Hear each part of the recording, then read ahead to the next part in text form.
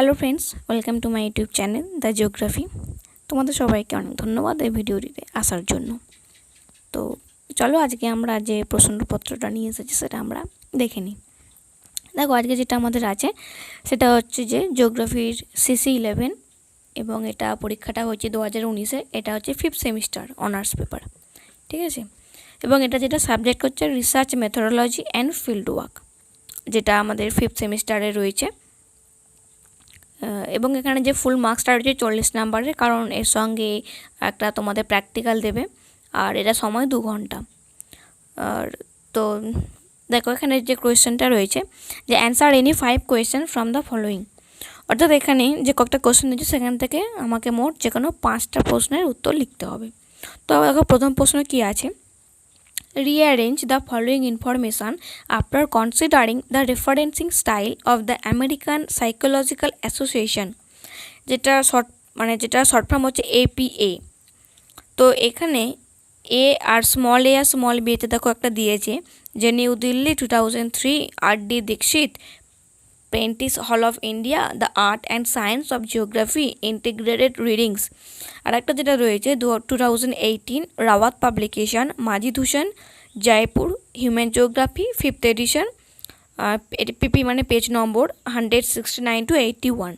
অর্থাৎ এখানে দুটো প্যারা দিয়েছে। এখানে কি বলেছে না APA স্টাইলে আমাদেরকে কি করতে হবে, এগুলোকে সজ্জিত করতে হবে। তো তোমরা যখন রিসার্চ মেথোডোলজি পড়েছো তোমরা দেখেছো যে তোমাদের এখানে একটা APA স্টাইল ছিল, মানে প্রথমে আগে যে লিখছে, অর্থাৎ এখানে যদি আমি এটা ধরি যে R.D. দীক্ষিত, মানে R.D. দীক্ষিতের নামটা প্রথমে হবে, তারপরে কি হবে না প্রেন্টিস হল অফ ইন্ডিয়া, আর এটা কিন্তু শেষে হবে। এবং তারপরে যেটা হবে the art and science of geography integrated readings, এটা কিন্তু ইটালিকে হবে, যেটা APA স্টাইলের নিয়ম। তারপরে যেটা হবে যে Prentice Hall of India and then New Delhi 2003। Same আমরা যদি বিয়েটা দেখি এখানে কি লিখবো প্রথমে না মাজিদ হোসেন, অর্থাৎ যেহেতু এটা ব্যক্তির নাম মানে মাজিদ হোসেন, তো ওখানে প্রথমে হবে। তারপর হবে হিউম্যান জিওগ্রাফি, অর্থাৎ কী নিয়ে তিনি লিখছেন হিউম্যান জিওগ্রাফি নিয়ে, এটা হবে ইটালিকে। তারপরে যেটা হবে সেটা হচ্ছে যে রাওয়াত পাবলিকেশন 5th এডিশন 2018, এই পাবলিকেশনের আগে হবে 2018, আর তারপর হবে পিপি 169 থেকে 81। তো এটা হচ্ছে এই পেজ স্টাইলের নিয়ম। তো এই পদ্ধতিতে তোমরা বইও তো দেখতে পেয়ে যাবে, রিসার্চ মেথোডোলজির যে বইটা রয়েছে তোমাদের কাছে ওই বইটাতে, ওই রামকৃষ্ণর যে বইটা রয়েছে। ওকে, তো এরপরে দেখো 2 নম্বর যেটা বলেছে যে match the names of different books with their respective authors name, অর্থাৎ এখানে কতগুলি বইয়ের নাম দিয়েছে আর তার পাশাপাশি বিয়েতের বইয়ের লেখকদের নাম দিয়েছে, তো তোমাদেরকে সেটা মেলাতে হবে। দেখো এখানে বলছে research design qualitative and quantitative approach কে লিখেছেন, এটা হবে যে Creswell. Research methodology method and techniques, এটাকে লিখেছেন না CR Kothari and G Garg. 3 নম্বরে রয়েছে participatory learning and action with exofield methods, এটা লিখেছেন। এই দুটোর মধ্যে কিন্তু তোমরা গুলিয়ে যাবে, কারণ এই দুটো তোমরা বইতে পেয়ে যাবে, আর এই দুটো কিন্তু তোমরা পাবে না। আর একটা হচ্ছে কিনা field techniques and research methods in geography, এখানে দুজন আর কে বাকি আছে RH স্টটার্ড আর একজন আছে নীলা মুখার্জি। তো এই দুটোর মধ্যে কিন্তু একটা প্রবলেম আছে, মানে তোমরা কিন্তু গুলিয়ে ফেলবে। তো সেই জন্য এখানে দেখো C নম্বর যেটা হবে, তো এটা হবে নীলা মুখার্জি, আর যেটা ডিএতে রয়েছে এটা হবে স্টটার্ড। ওকে, তোমরা একবার দেখে নেবে চেক করে। 3 নম্বরে দেখো কি বলছে the full form of ISBN, অর্থাৎ ISBN এর যে ফুল ফর্ম সেটা কি the international standard book number. Okay, তো দেখো নেক্সট কি আছে, তো এরপরে দেখো দিয়েছে যে the term ISSN stands for, মানে ISSN এর ফুল ফর্ম কি না an international standard serial number. 4 নম্বরে বলছে যে select the correct option from the first bracket, মানে এখানে যে অপশানগুলো দিয়ে রেখেছে তো এখান থেকে মানে সঠিক অপশানটা তোমাকে চুজ করতে হবে। বলছে যে the full form of GDM, মানে কি GDM এর ফুল ফর্মটা কি না জিওগ্রাফিক্যাল ডিজিটাল ম্যাট্রিক্স, নাকি জিওগ্রাফিক্যাল ডেটা ম্যাট্রিক্স, নাকি জিওগ্রাফিক্যাল ডেটা ম্যাট্রিক্স, এর ফুল ফর্মটা কি সেটা বলতে হবে। আর বিয়েতে বলছে in MLA referencing style, MLA stands for, মানে এমএলএ এর ফুল ফর্মটা কি, না মেক্সিকান ল্যাঙ্গুয়েজ অ্যাসোসিয়েশন, নাকি মডার্ন ল্যাঙ্গুয়েজ অ্যাসোসিয়েশন, নাকি মাঞ্চ ল্যাঙ্গুয়েজ অ্যাসোসিয়েশন। সো এখানে যেটা হবে এটা মডার্ন ল্যাঙ্গুয়েজ অ্যাসোসিয়েশন। ওকে, 5 নম্বরে বলছে ডিস্টিংগুইশ বিটুইন বাইবেলোগ্রাফি অ্যান্ড উই বাইবেলোগ্রাফি, মানে বাইবেলোগ্রাফি এবং উই বাইবেলোগ্রাফির মধ্যে যে পার্থক্যটা এটা বইতে থাকবে, কিন্তু তোমাদের অল্প, তোমরা যদি না পারো তো আমাকে তোমরা কমেন্ট করতে পারো। 6 নম্বরে বলেছে correlate between an abstract and it's keywords, মানে একটি সারাংশ এবং তার মূল শব্দসমূহের মধ্যে সম্পর্ক নির্ণয় করো। 7 নম্বরে বলছে what are the major difference between a close ended and open ended question in an ideal questionnaire, অর্থাৎ তোমরা প্রশ্ন সারণী করেছো তোমরা, তো ওখানে যে মুক্ত এবং বদ্ধ প্রশ্নাবলীর মধ্যে যে মূল যে পার্থক্যগুলো, মানে ক্লোজ এন্ডেড আর ওপেন এন্ডেড কোয়েশ্চানের মধ্যে যে মেজর যে ডিফারেন্সগুলো আছে, তো সেটা এখানে লিখতে হবে। 8 নম্বরে বলছে highlight the main area of departure of a map from that of photo snapshot, মানে একটি ফটো আলোকচিত্র থেকে মানচিত্র মূলত কোথায় কোথায় স্বতন্ত্র, তো সেগুলি বিশেষভাবে প্রদর্শন করে। এটা একটা টাফ কোয়েশ্চান, এটা বেসিক্যালি রিমোট সেন্সিংয়ের কিছু, মানে রিমোট সেন্সিংয়ের ব্যাকগ্রাউন্ড থেকে তোমাকে এটা লিখতে হবে। ঠিক আছে, তো এগুলো দেখো নাম্বারটা হচ্ছে যে সবগুলোরই কিন্তু 2 নাম্বারের, তো অতটা ইয়েভাবে না লিখলেও চলবে, যেটা তুমি ছেড়ে দিতেও পারো বা তোমরা যদি গুগলে সার্চ করে নিতেও পারো, আর না পারলে আমাকে কমেন্ট করে দিও। তো সেকশান বিয়েতে দেখো বলেছে যে 9 নম্বরে এখানে বলছে কি না যে কোনো 2টি উত্তর লেখো, 5 2 10। বলছে 9 নম্বরে না corroborate the significance of literature review in an ideal research, মানে একটি আদর্শ গবেষণার ক্ষেত্রে রচনার যে পুনর্মূল্যায়ন, মানে যে রিভিউ হয়, তো সেই লিটারেচার রিভিউ ওটা লিখতে বলেছে। তারপরে বলেছে differentiate between preparation of research note and making a list of reference, মানে একটি বিজ্ঞানসম্মত প্রতিবেদন নির্মাণের নিরিখে একটি গবেষণামূলক বক্তব্য লেখো in the context of writing scientific reports, মানে একটি বিজ্ঞানসম্মত প্রতিবেদন নির্মাণের নিরিখে একটি গবেষণামূলক বক্তব্য এবং একটি উল্লেখ্য সারণীর ভিতর কোথায় কোথায় পার্থক্য রয়েছে। তো প্রশ্নটাকে পড়াখানে কিন্তু এটা 2 নাম্বার দিয়েছে, নাম্বারটা কিন্তু কম দিয়েছে, কিন্তু প্রশ্নটা কিন্তু অনেকটাই লেন্দি দিচ্ছে, যেটা দেখে তোমরা ঘাবড়ে যাবে। বলছে ডিফারেন্সিয়েট করতে বলেছে কার মধ্যে, না between the preparation of research note, মানে যে রিসার্চের যে নোটগুলো আছে, মানে বিজ্ঞানসম্মত যে আমাদের প্রতিবেদনগুলো রয়েছে, তো তার সঙ্গে কার making a list reference in the context of writing scientific reports, মানে বিজ্ঞানসম্মত সায়েন্টিফিক যে রিপোর্টসের কনটেক্সটে আমাদেরকে লিখতে বলেছে কি না গবেষণামূলক বক্তব্য, যে রিসার্চ নোট বলেছে। তো অর্থাৎ আমরা কি করি, যখন আমরা কোনো থিসিস লিখি বা আমরা যখন কোনো রিসার্চ নোট আমরা যখন লিখি, তো সেইখানের যে সমস্ত আমরা রেফারেন্সগুলি দিই বা আমরা যে সমস্ত লিস্টগুলি করি সায়েন্টিফিক কনটেক্সটের আন্ডারে, তো সেইগুলি আমাদেরকে কী করতে হবে, লিখতে হবে, এবং কী লিখতে হবে না পার্থক্যগুলো লিখতে হবে। অর্থাৎ আমরা যখন সায়েন্টিফিক কোনো রিসার্চ নোট লিখি সেইখানে আমরা কীরকম করে লিখি, এবং আমরা যখন কোনো এমনি রিসার্চ নোট লিখি তো সেইখানে আমরা কীরকম করে লিখি, তো দুটোর মধ্যে কিন্তু পার্থক্যটা লিখতে হবে। এটা 2 নাম্বার দিয়েছে, তোমরা যদি এটা পারো তাহলে তো খুবই ভালো, আর যদি না পারো আমাকে জানিও। তো 10 নম্বরে দেখো বলছে what are the advantage of sampling in geography, মানে ভূগোলের নমুনায়নের সুবিধাগুলি কী কী, না what is the random sampling, random sampling বলতে কী বোঝো।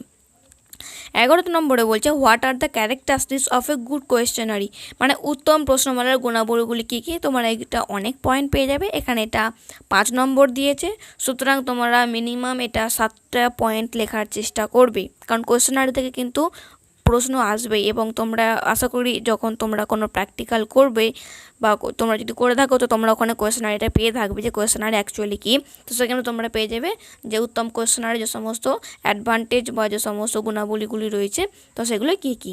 ঠিক আছে, তো আমরা আবার নেক্সট পেজে দেখি। দেখো 12 নম্বরে বলছে enunciate briefly the main ethics of a field work, মানে একটি ক্ষেত্রভিত্তিক কার্যের অনুসারী প্রধান নীতিসমূহকে সংক্ষেপে বিবৃত করো। What is meant by central queries, একটি ক্ষেত্র নির্ভর কার্য সংশ্লিষ্ট এবং কেন্দ্রীয় প্রশ্নাবলী বলতে কি বোঝো? দেখো কোয়েশ্চেনটা দেখো কি বলছে, what does meant by central queries in a field based work. অর্থাৎ সেন্ট্রাল কোয়ারিজ কি সেটা আমাকে আগে বলতে হবে, কিসে না in a field based work, মানে একটি ক্ষেত্র নির্ভর কার্য সংশ্লিষ্ট বলিতে যে কেন্দ্রীয় যে প্রশ্নাবলী সেটা কি। 2 নম্বর দেওয়া আছে কিন্তু এটা। এবং তারপরে বলছে ডিফাইন এ মেন্টাল ম্যাপ, মানে একটা মানব সংজাত মানচিত্রকে সংজ্ঞায়িত করো, সংজ্ঞাটা লেখো। দেখো এরপরে বলছে সেকশন সি, এটা ব্রড টাইপ রচনাধর্মী। এখানে বলছে যে কোনো দুটির উত্তর দাও, 4টে প্রশ্ন দিয়ে রেখেছে এবং 10 নম্বর করে দিয়েছে। 13 নম্বর দেখো বলছে discuss briefly the significance of literature review in doing research. গবেষণায় সাহিত্য পর্যালোচনার গুরুত্ব সংক্ষেপে আলোচনা করো। অর্থাৎ এখানে মেনলি যেটা লিখতে হবে সেটা হচ্ছে লিটারেচার রিভিউ এর যে সিগনিফিক্যান্সটা শুধু লিখতে হবে। এখানে 8 নম্বর দেওয়া আছে, তোমরা 8টা পয়েন্ট যদি পারো 8টা পয়েন্ট লিখে দেবে।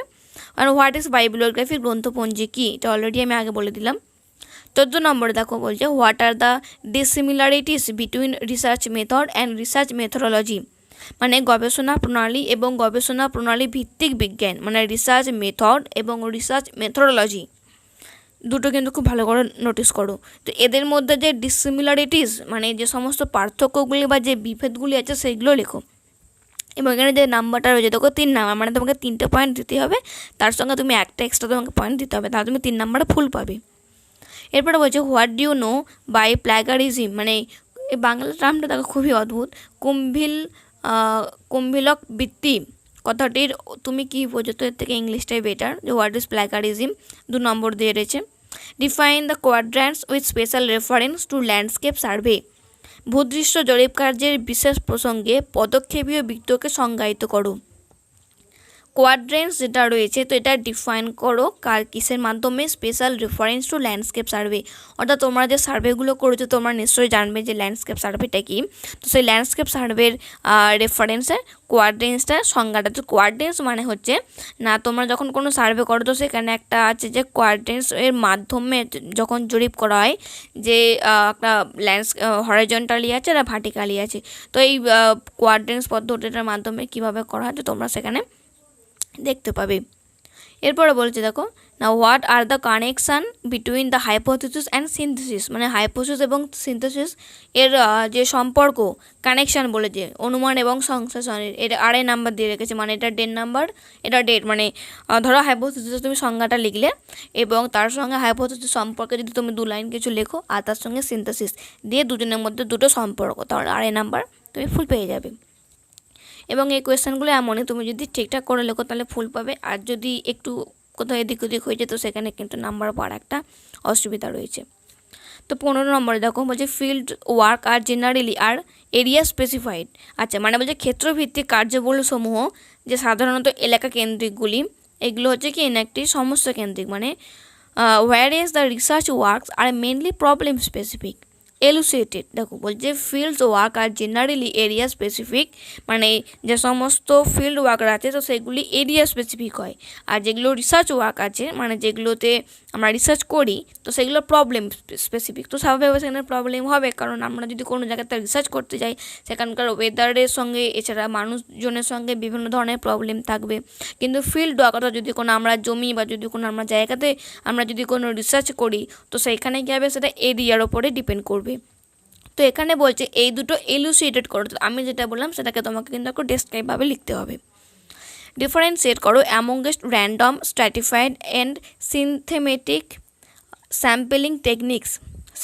সিনথেমেটিক স্যাম্পলিং টেকনিক্স মানে স্তরিত, যথেচ্ছ এবং নিয়মানুগ নমুনায়নের মধ্যে পার্থক্য। 3টাকে 3 নম্বরেরই আছে এখানে, সুতরাং 1 নম্বর করে পয়েন্ট দিলে তোমার 3টে পয়েন্ট হয়ে যাবে। Define qualitative and quantitative research, গুণগত এবং মাত্রিক গবেষণাসমূহের সংজ্ঞা ডেফিনেশনটা দাও। And what do you understand by the term research problem, গবেষণার যে সমস্যা বা জটিল যে প্রশ্ন এটির মাধ্যমে তুমি কী উপলব্ধি করো। রিসার্চ প্রবলেমটা কী 1 নম্বরের, এটা তোমরা রিসার্চ প্রবলেমের যে ডেফিনেশনটা রয়েছে তো সেটা দিয়ে দিতে পারো। 16 নম্বরে বলছে first search and then research, first go for diligence and then go for intelligence. অর্থাৎ প্রথমে অনুসন্ধান করো ও তৎপশ্চাতে গবেষণা করো। এবং তারপর বলছে প্রথমে অধ্যাবসায় অর্জন এর জন্য প্রয়াসী হও এবং তৎপশ্চাৎ বুদ্ধিমত্তার জন্য, এটা একটা লাইন, এবং এই লাইনটাকে বলছে explain in context of a research, অর্থাৎ গবেষণার প্রসঙ্গে এই যে উক্তিটি দিয়েছে এর বিশ্লেষণ করো। এখানে 4 নাম্বার রয়েছে, অর্থাৎ 4টে পয়েন্ট এবং তার সঙ্গে 2টো পয়েন্ট যোগ। Write a precis resume on the role of interview with special reference to focused group discussion.